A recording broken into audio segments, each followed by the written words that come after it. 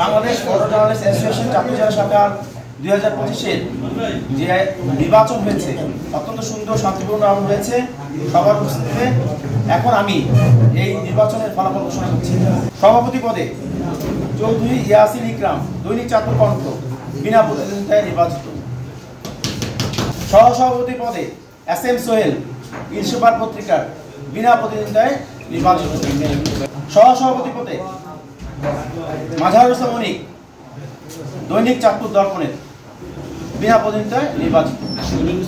সাধারণ সম্পাদক পদে জনাব শামর পাটোয়ারি দৈনিক চাঁদপুর প্রবাহের বিনা প্রতিদ্বন্দ্বিতায় নির্বাচিত। সিনিয়র যুগ্ম সম্পাদক পদে জনাব শরীফুল ইসলাম দৈনিক চাঁদপুর প্রবাহ বিনা প্রতিদ্বন্দ্বিতায় নির্বাচিত। যুগ্ম সম্পাদক পদে জনাব সজীব খান দৈনিক ইলশোবারের বিনা প্রতিদ্বন্দ্বিতায় নির্বাচিত। সাংগঠনিক সম্পাদক পদে জনাব সাইদ হোসেন অপু লটারিতে বিজয়ী।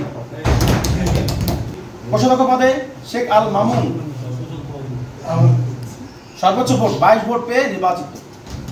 দপ্তর সম্পাদক পদে জনাব মানিক দাস দৈনিক ইলশোবারের বিনা প্রতিদ্বন্দ্বিতায় নির্বাচিত। প্রচার ও প্রকাশনা সম্পাদক পদে সর্বোচ্চ ভোট 27 ভোট পেয়ে জনাব আনোয়ারুল হক দৈনিক মেঘনা বার্তার বিনা নির্বাচিত।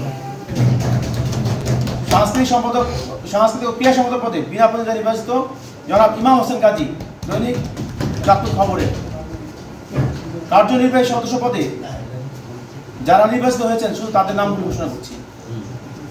সর্বোচ্চ ভোট পেয়ে নির্বাচিত হয়েছেন দৈনিক আমাদের সময়ের MA লতিফ 36 ভোট। উনি পেয়েছেন 36 ভোট, সর্বোচ্চ ভোট পেয়েছেন।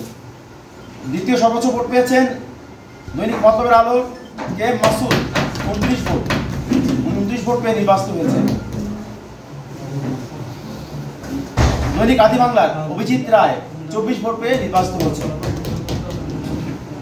এবং দৈনিক আলোকিত চাঁদপুরের মিজানুর রহমান লিটন 23 ভোট পেয়ে নির্বাচিত হয়েছে। এই ছিল আমার হাতে আজকের ফলাফল। আমি